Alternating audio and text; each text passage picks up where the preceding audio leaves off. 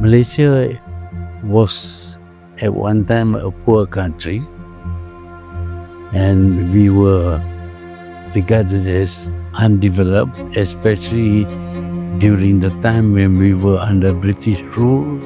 But after we became independent, we have to slowly build up the country, and we build it up to the extent that we can afford. We introduced the Look East policy, because in the East there is Japan, and later on there's Korea, there's China. These countries have been able to overcome obstacles and to develop their countries. It is for all Malaysians, whenever they go abroad, to do the right thing. Don't try to shortcut and try to become rich too quickly.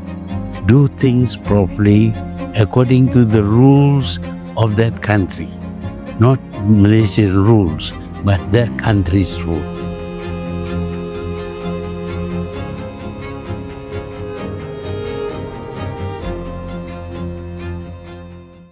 I think let us give one more chance to my brother there from Senegal. He also have a blowing question that he kept for years, only to see you and asking this question too. So let us hear from brother Mamadou.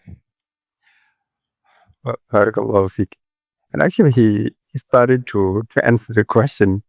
Okay, I'm from Senegal, and I have to mention that I was very proud that you visited Senegal in your last tenure. You visited a few years ago. And in Senegal, as a developing country, building a startup, creating a company is not easy anywhere. But in developing countries, accessing finance, funding is not easy. So there are a lot of Muslim startups here with bold ideas. So bold ideas, when you talk about it right now, it's only from Silicon Valley. You come up with an idea targeting hundreds of millions of users. You talk about those big companies that we know that I don't want to name. So when a Muslim startups, they want to create great platforms targeting hundreds of millions of users, they require a lot of financing, a lot of investment. And they require investors who are ready to take high risks. So what I've learned after 7 years trying to build startups here in Malaysia, one of the reasons I came here also is I wanted to be in an environment where I can have access to Sharia compliant financing. And after 7 years, I could not find here because the investors don't take those risks. So you decided to set Malaysia apart, to refuse conventional way of doing a thing, or at least with the terms that are in line with Islamic values. Many countries in the world didn't agree with it, but you managed to get investment, foreign direct investment, investing in Malaysia and building Malaysia like today. So as a startup, what advice can you give to us to be able to attract those investments with our values? Because the money is sometimes is somewhere that is not aligned with our values, but we have also money that is in line with our values, but they don't trust the startups. So what advice would you give to startups to be able to attract those investments to build great product, great ideas with that are in line with Sharia compliance? Well, we can have great ambition to become a billionaire, but you can't begin as a billionaire. You have to begin small. You start small and you grow gradually. Maybe the pace may be faster, but everything begins small. We were born as babies. We were not born as men. So even Allah can create a man at birth if that is his wish. But even Allah begins with a small baby, which grows up, acquires knowledge, learns a lot of things, acquire strength, ability to think, to decide, etc. All these things take time. So when somebody comes to you and say, I have a great idea, but I have no money, can you lend me the money? I'm not going to lend him any money because I need to know his background. What was he before? What did he do which shows that he has the capacity? And you will go into his history, his background, his experience, whether people trust him or not. All these things contribute to the credibility of the person. When you have established credibility over time, at that stage, if you make a big proposal, you may get the support that you need. But if you suddenly come up with a brilliant idea and have no background at all, nobody is going to help you or support you. Certainly, they will not give their money so that you can manage it. So, we have to be patient. Everything begins small and they grow over time. You can speed it up through acquisition of knowledge, through learning, through getting good qualification, through showing that you have done well in smaller projects. Then once you are credible, then you can go for the big projects. Malaysia was at one time a poor country, and we were regarded as undeveloped, especially during the time when we were under British rule. But after we became independent, we have to slowly build up the country, and we build it up to the extent that we can afford. We don't borrow huge sums of money because we may not be able to pay, but to the extent that we have, we try. And when we don't have money, the government doesn't have money, we think of other ways of financing. That is why we decided on privatization. Through privatization, the government does not have to put up all the money, but the government can help the private sector to succeed. And when the private sector succeeds, we tax the private sector. 26% of their profit belongs to the government. So when the government helps, it has an ulterior motive. It's not altruistic, but it is because only when business people are successful will the government become successful and have the money to grow the country. MashaAllah, tabarakallah. All right, meanwhile, maybe we should have one or two questions from the audience.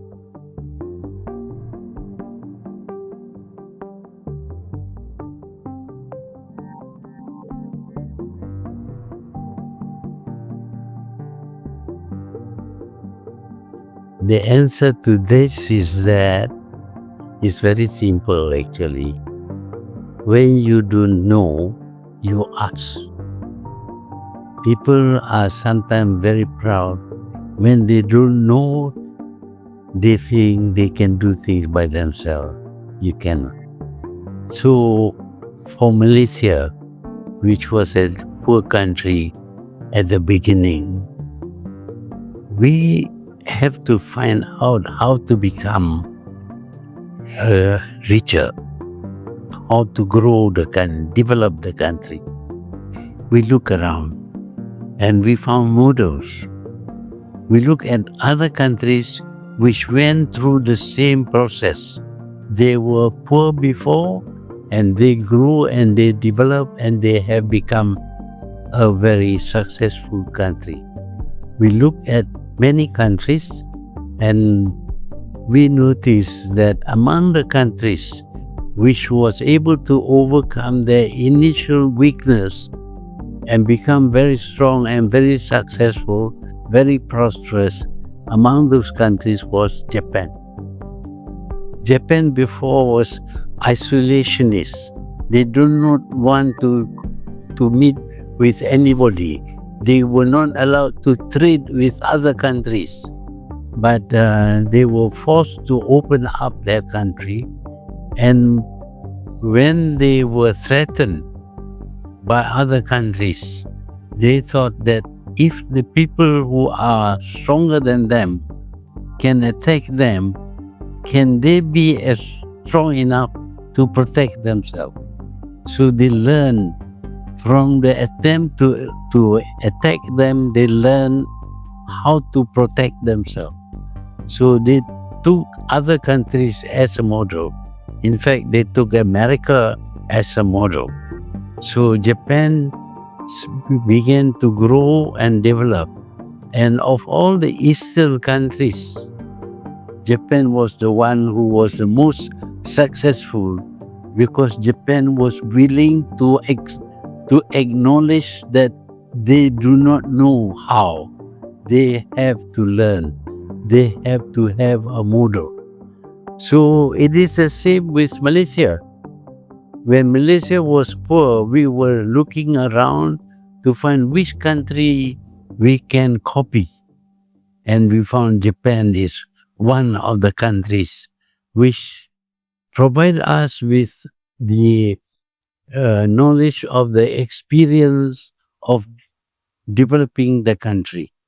So we introduced, in the past, of course, all the countries of the world were Eurocentric. We look at Europe as the model, but we decided that Japan has a lot to teach us, and we introduced the Look East policy, because in the East there is Japan, and later on there's Korea, there's China. These countries have been able to overcome obstacles and to develop their countries. We use them as a model, and we send many students. 26,000 students went to Japan to learn, not only studying simple subjects like science and mathematics, etc., but the work ethics. The work ethics of the Japanese is superior. They want to work to produce the best product, because for the Japanese, if you do something that is poor in quality and people remark that this product is of low quality, they feel ashamed. The Japanese have a very strong sense of shame. If anybody is asked to do something and he fails, he commits suicide. Harakiri. If the boss says, you go and do this thing, and he fails, he commits suicide because he is ashamed. By the same token, today, if he produces a product that is of poor quality and people look down upon his product, he feels ashamed.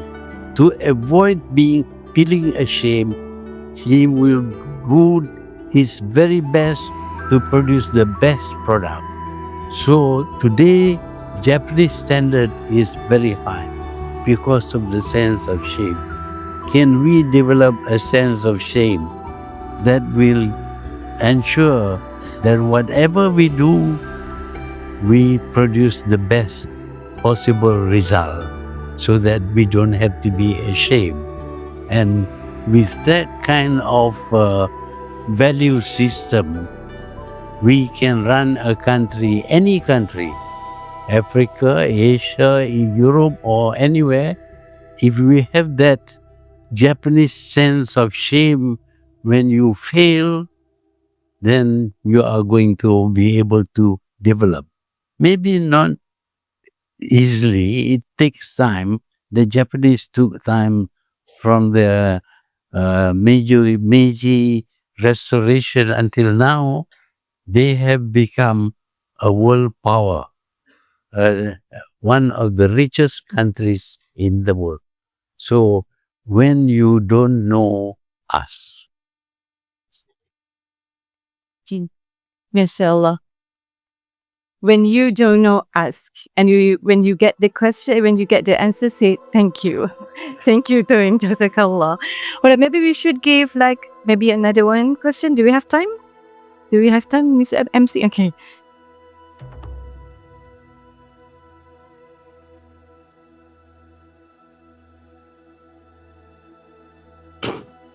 if there is any advice I can give, it is for all Malaysians whenever they go abroad to do the right thing.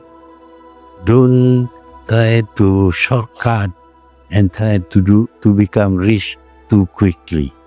Do things properly according to the rules of that country. Not Malaysian rules, but that country's rules. We have to show that we are honest and trustworthy, that you can do business with Malaysians and you can be assured that we will not cheat you. Mashallah. Even though I heard it many times from Tuin, but I am still just speechless. So I will let my brother Mansi to conclude the discussion. After turn, you cannot conclude anything. Thank you very much, Your Honor, for coming today and for giving us the opportunity to listen to you and to benefit from your speech. May Allah bless you. I ask Allah subhanahu wa ta'ala to grant you a healthy life. And I ask Allah subhanahu wa ta'ala to grant you husnul khatima in all of us. And your legacy continues always. Barakallahu feek, jazakallah khairan.